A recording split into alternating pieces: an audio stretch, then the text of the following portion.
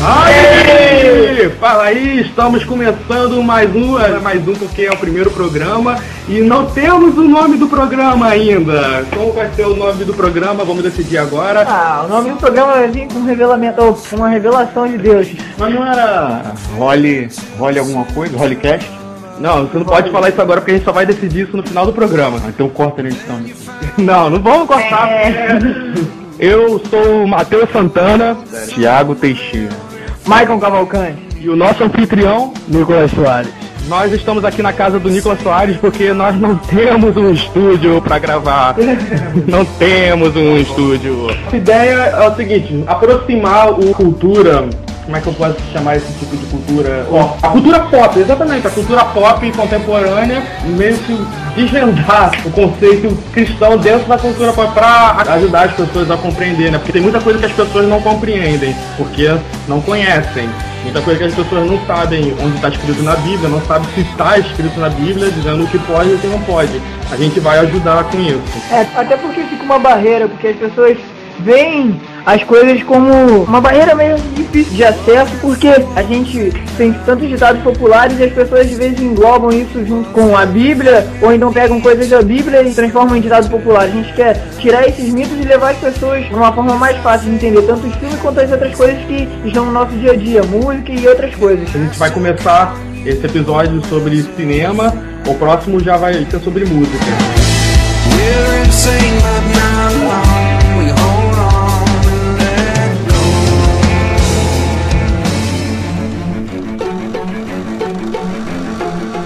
Os Vingadores, um cristão, um ateu, um monstro e 2 deuses. O tema de hoje, sobre cinema, vamos falar do cristianismo no universo dos super-heróis. Origem do termo herói. Alguém sabe de onde vem o termo herói? Eu acho que eu sei.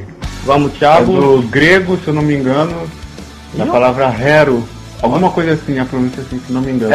Porque se escreve com HRVV. Por escolha divina, o herói, originalmente, na cultura grega, representava justamente aquele que estava entre os homens e os deuses, né? O semideus. O semideus, na mitologia grega, era...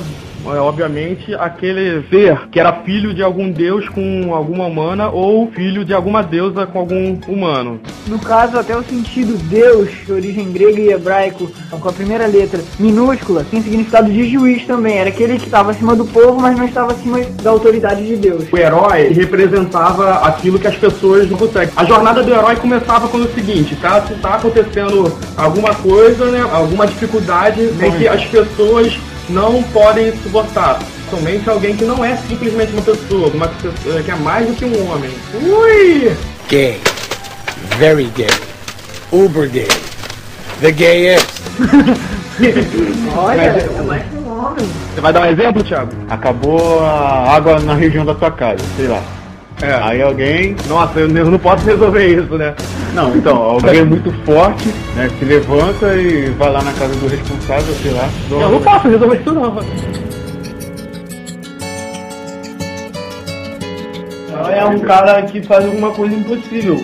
Os 2 trabalhos de Hércules. O trabalho que ele tem que limpar o celeiro. Celeiro não, o estábulo. Ninguém pode limpar o celeiro. Não tinha como ele limpar aquilo em 24 horas. O que ele faz? Ele vai e desvia o rio. Ele desvia o rio porque ele consegue desviar o rio, não sei como. Ele cria a primeira represa. Ele joga uma concha. Alguma concha e daí, só porque resquícios de sal naquele local. O assunto de hoje não é a mitologia grega.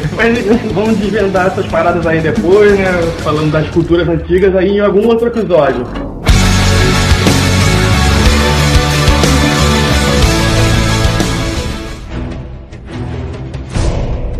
O herói, nas tradições posteriores, por exemplo, na nórdica não tem muito desse lance de semideuses. Eles eram bárbaros, mas com tanta dificuldade que eles passavam lá, eles acabavam ficando bem mais bárbaros.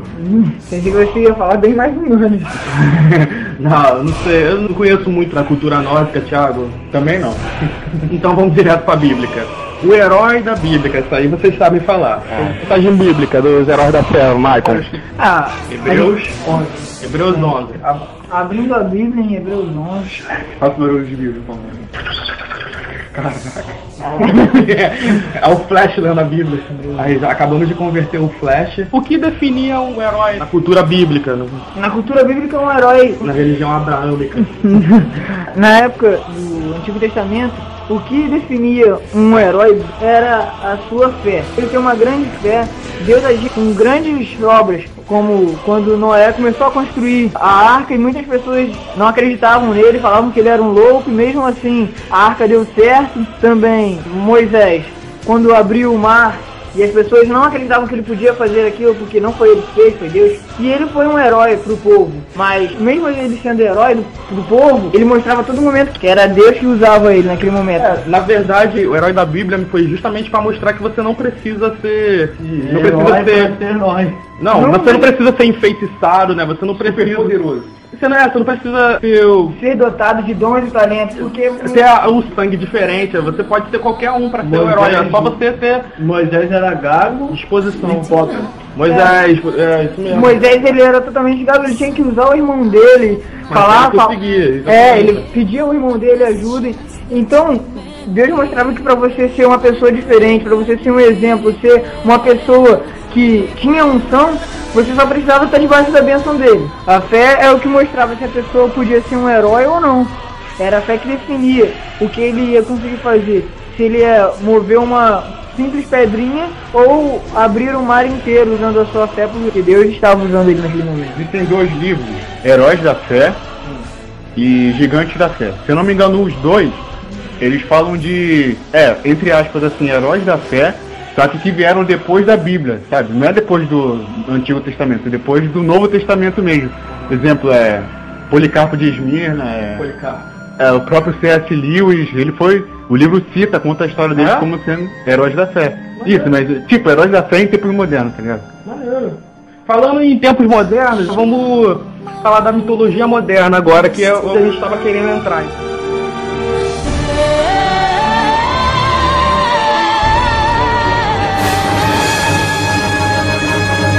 A mitologia moderna, como tem sido chamado o universo dos super-heróis desde que foi lançada. São Action Comics 1, que estreou o Superman, que mostrava um ser que não era exatamente humano. Na primeira edição mesmo ela conta lá que é um cara que não veio da Terra. Visitantes do céu, aleluia! Inspirado em Jesus Cristo, na verdade, né? É um cara que veio do céu e que estava querendo fazer o bem, estava querendo acabar com a corrupção. Se você pensar bem, a mitologia moderna não começa com Superman, começa com J.R. Tolkien, quando ele cria... Não, mas ali não foi a mitologia moderna porque a história dele não se passava atual. É uma mitologia nova, é uma mitologia moderna, porque foi escrita...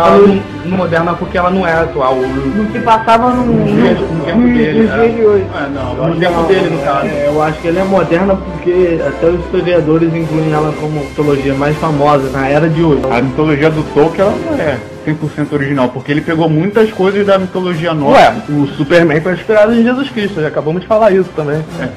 Tudo é inspirado em tudo. Tudo inspirado. O próprio C.S. Lewis era inspirado nessa mesma fonte que o Tolkien, que era pegando essa parte de elfo, fada, guerreiros, cavaleiros, essas coisas assim. Então poderia ser considerado como mitologia moderna, porque nos livros dele, ele conta a época moderna dele, a época dele, o início do século dele. Mitologia é quando você cria um mundo e bota esse personagem nele, você cria um outro mundo. Não é isso? Então, mitologia eu faço desde a época de escola mesmo. Quando eu jogava lá no RPG lá. Você jogava RPG, cara? Pode ser o nosso mundo, mas com algumas coisas fantásticas, né? É o exemplo do Harry Potter mesmo. Mas o mais importante é quando o autor passa a visão dele para um herói que está agindo naquele ano em que ele escreveu. O Superman, se não me engano, é dos anos 80. Anos 30. Anos 30, bem antigo mesmo, dos anos 30. Ele pode ser considerado contemporâneo para a época dele. Por quê? Porque ele fez aquele super-herói naquele momento mesmo. Será que naquela época era normal usar sunga por cima da calça? Não, a origem dessa sunga por cima da calça dizem que foi uma aposta que ele fez com um homem chamado Chuck Norris. Chuck Norris vem desde antes. Olha aí, estamos endeusando o Chuck Norris. Existe a mitologia Chuck Norris. É a mitologia mais forte.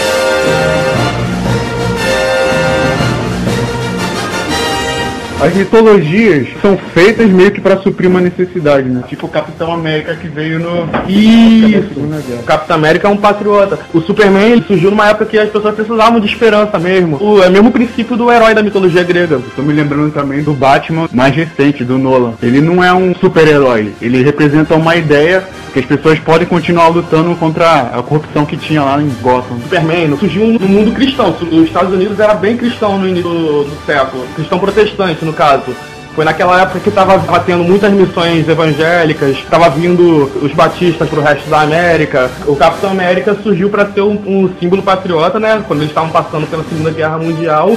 E o Batman, ele tá fazendo mais sucesso hoje em dia porque a gente tá vivendo uma geração de ateus. O universo do Batman é ateu. O que a gente pode ver é que Jesus consegue se englobar em todos os heróis da mídia hoje. A gente vê o Superman messiânico. Jesus veio como um único e homem diferente. Superman também. Patriota, que é o Capitão América. Jesus defendia a cidade onde ele morava, mas ele também defendia todas as outras pessoas. Mas ele tinha que defender a sua descendência. O Batman, ele não tem nada a ver com Jesus Cristo. Não. Eu justamente o Batman ser um homem mesmo, sem poderes. O Batman representa isso mesmo. É um cara que não tem poderes e conseguiu fazer muita coisa. O universo do Batman mostra um universo sem esperança. Ele viu esperança naquilo. É uma cidade desvirtuada. Ele tinha tudo pra desistir. Pô, ele perdeu os pais, cara. A cidade caiu depois que ele perdeu os pais, isso mesmo. Muito bem colocado. O Homem-Aranha também. Ele era uma pessoa excluída, totalmente excluída e tirada de onde ele era. Ninguém acreditava nele. Do mesmo modo que Jesus Cristo foi julgado e foi maltratado. Muitos não acreditavam no que ele podia fazer. Também pode envolver no Quarteto Fantástico da família. Porque Jesus ele veio de uma família que era pobre e mesmo assim ele transformou aquela família numa família em que todos viam, não, aquela família é uma família modelo, uma família de herói. Também... os X-Men, né? A questão do racismo. Tem a ver o racismo com Jesus Cristo lá. O racismo da Cristo. Porque todos eles eram excluídos e não tinham lugar onde que eles podiam ser aceitos. Por isso foi construída a instituição do templo dos mutantes. O humano não gosta de nada que é estranho e diferente. Né, Matheus? Jesus na época da Bíblia não chega falando um moleque pobre, um carteiro, não chega falando que é Deus. Dizendo que seria um rei, né, descendo na estrebaria. Eu não ia acreditar, eu ia ter que ter uma prova de fé pra falar, o cara nasceu numa estrebaria, tem dinheiro. Pô, pra mim o rei ia vir, sei lá, montado na grana. Eu não ia acreditar, Nico. Não ia acreditar. E você acredita hoje por quê? Porque eu já tive provas de fé. Outro grupo de super-heróis também, né, que representava uma unidade diferente, são os Vingadores, que representam o governo, né? Eles são os únicos heróis que são aceitos pelo governo, são patrocinados pelo governo. O que a gente queria entrar é nesse filme que a gente... Pera, por favor. Eu quero que você pegue bem a minha respiração. O que tem a ver os Vingadores com Jesus Cristo? Vamos falar disso agora.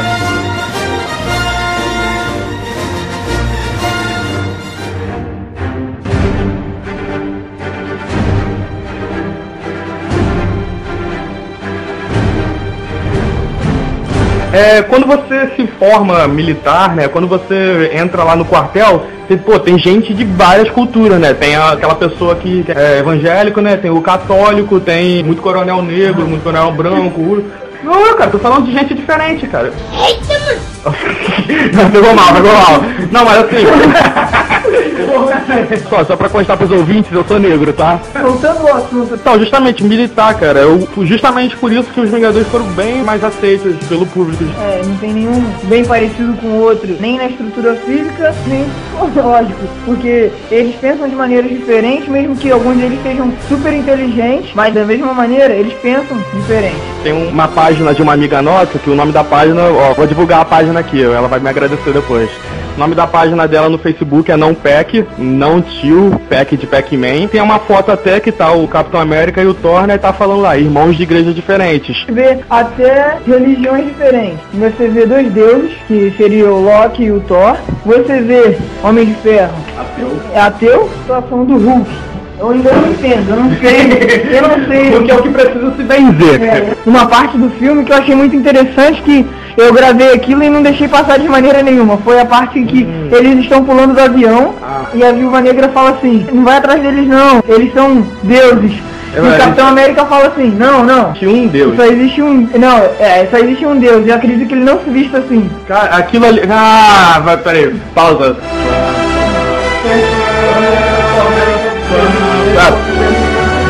Eu me senti homenageado, cara. Eu tava no cinema e eu vi aquilo como uma grande homenagem, cara. É porque assim, poxa, não tinha nenhum representante. Naquele momento ele mostrou que ele acreditava em um Deus só. Depois de ter conhecido 2 deuses pessoalmente. Mesmo de ter conhecido 2 deuses pessoalmente, ele sabia que existia apenas um Deus. O Capitão América, ele é o único antigo ali. Será que terem colocado o Capitão América como cristão, será que é pra mostrar que o cristianismo é uma noção antiquada?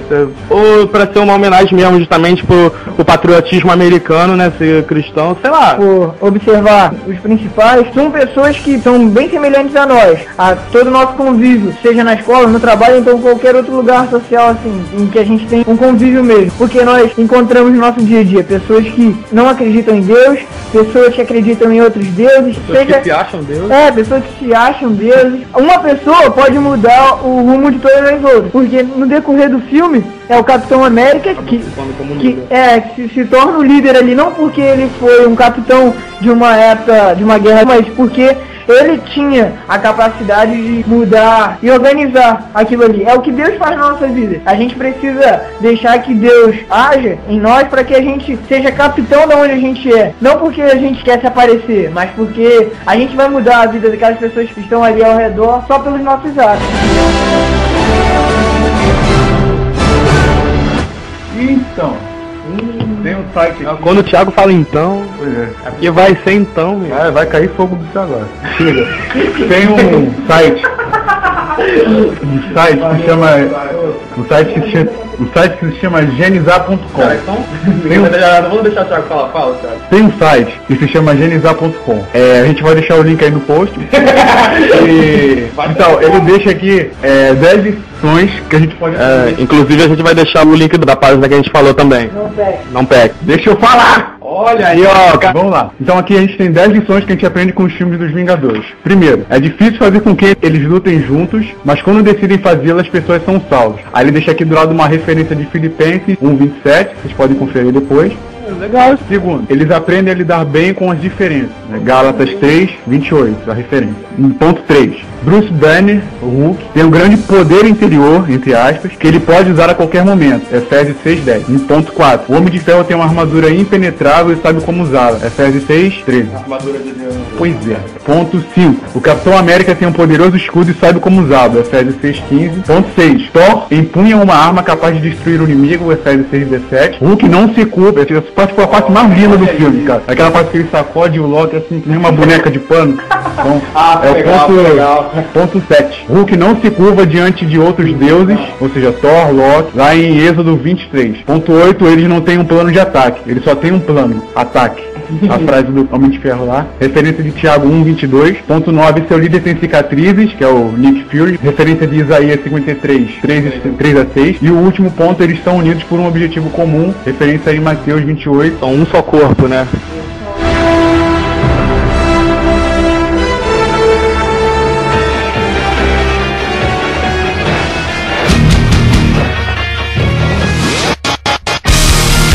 É possível, estado de cultura pop, né, que é o assunto dos nossos podcasts, a cultura pop e ser cristão. Vamos falar aqui da excesso de gostos, a idolatria, né, um assunto que a gente costuma discutir, né. Eu e o Deus. Olha aí, olha. A gente gosta do Batman, o Batman não bate. Aí, sei lá porquê, não sei como começou, a gente meio que decidiu de fazer uma novela do Batman. Entre aspas, assim, contratando atores. Não, a gente tava botando dinheiro naquilo. Você tava, eu já sabia que não ia pra frente, eu tava... A ideia foi dele, caraca. Mas você que... Né? Thiago dá mais... Esqueci, lembrei. Aí a gente tava lá, né, montando a novela, dando o elenco. Rodrigo Santoro ia ser o Bruce Wayne. Aí, só que a gente tava falando daquilo direto, Facebook. Aí quando a gente se vê, o assunto era aquele, maluco. A gente falava, caraca, eu baixo quem vai ser não sei quem, como é que a gente vai fazer isso, Foi justamente assim. A gente tava lá na igreja, saí do salão, aí tava o Thiago ali fora, aí ele chegou do meu lado, aí, Batman. Só que é assim mesmo, cara. A gente não fala oi, não fala, aí, tá. A gente bate, a gente se cumprimenta falando Batman. A gente bate, mas se cumprimenta. É um bate-cumprimento, entendeu? Então vocês se encontraram no dia do batizado. Enfim. Batmanzado, olha só como é que tá, caraca. Olha como é que tá Onde eu quero chegar. Vai. A gente tava falando disso, a gente falava em qualquer lugar. Aí a gente indo pra um culto lá. Isso durou um dia só, pô. Mas aí nesse um dia que foi. Aí a gente indo pra um culto. A história tu vai contar pro Fernando, né? Caraca, deixa eu terminar de só o raciocínio aqui. Você sabe que. Depois eu esqueço aí. Vai, cara. Já esqueceu. Eu vi, cara. Aí tá, a gente tava falando disso direto. Aí passou o Choquito, um amigo nosso pela gente, aí falou, caraca, vocês só falam de Batman, que não sei o que. Só que ele tava zoando, né? A gente olhou pra ele assim meio que com raiva, né, cara? Não tinha raiva não, cara. Foi só fogo no Cara, você adora me atrapalhar, na moral. Só que no culto que os adolescentes fazem nas segundas, a gente tinha falado sobre idolatria, justamente. Aí falou, pô, no culto mesmo vocês falaram de idolatria, que não sei o que, e agora estão aí. Ele respondeu, pô, não. A gente sabe que tudo tem um limite pra se gostar. A gente não vai gostar do Batman acima, sei lá, de Deus. Assim que a gente achar que tá ficando demais, a gente vai simplesmente parar de falar disso, parar talvez até de gostar disso se for preciso. O Thiago parou no dia seguinte. Pior que foi mesmo. Quando a gente tem certeza que se a gente quiser largar aquela música ou deixar de ver novos posts ou qualquer coisa, a gente vai. Vamos pedir uma coisa, por favor, a gente quer que o nosso programa cresça aí, que os cristãos ouçam, que eles possam ser aconselhados aí, que a gente possa ser conselheiro, né, que a gente possa estar ajudando as pessoas, possa ser até uma diversão para as pessoas, né, mas por favor, gente, não coloque acima da sua família, acima de Deus, não coloque a gente acima de nada, tá? Não coloque em cima do trabalho. Pensando muito alto já. E a gente teve a plena conscientização. Se a gente quer saber se a gente é idólatra ou não, é quando a gente tem certeza que a gente pode deixar aquilo que a gente gosta muito no outro dia. Se a gente gosta muito de uma música, muito de uma banda, se a gente deixar de ouvir ela pelo menos um dia e saber que aquilo não atrapalhou o nosso convívio com Deus e com o nosso decorrer normal do nosso dia a dia, então a gente não idolatrava aquilo. Para que a gente tenha sempre esse pensamento. Aí sim a gente vai poder viver no mundo, poder participar das coisas que esse mundo dá, sem deixar de ser cristão. Deus deu inteligência ao homem para criar música, para criar instrumentos que amplifiquem a música, ou seja, ele criou a caixa de som. Aí vem... Veio Satanás, o tinhoso, o pé preto, coloca uma voz tão profunda no coração do... Que usa a caixa de som pra fazer propaganda política. Olha só, perdemos todo o patrocínio político aqui. Perdemos todos os ouvintes políticos aqui, todos os ouvintes funkeiros. Será que existe um político? Ih, Algum preocupou. Eles estão ouvindo aqui agora, Não, é de Satanás isso mesmo, cara. Política. Não, político não é de Satanás não. Não, Deus a criou a caixa de política. som com... A caixa de som não é. Não, Ela a foi caixa de criada som pela tem- inteligência do homem dada por Deus. Então, O a uso caixa- satânico criado pra ela, que eles estão fazendo aí. Olha o Mas não- assunto, a gente já tá no assunto do próximo. Assunto do próximo, vai ter o assunto do isso só próximo. foi um Já estamos pouquinho. gravando pro próximo, vai. Isso só foi um pouquinho do que a gente vai falar, então... Ih, Tem mais, galera, valeu. Cara, questão polêmica. Mas a gente é mais polêmico que isso. Valeu! Vamos fazer a leitura de e-mails agora.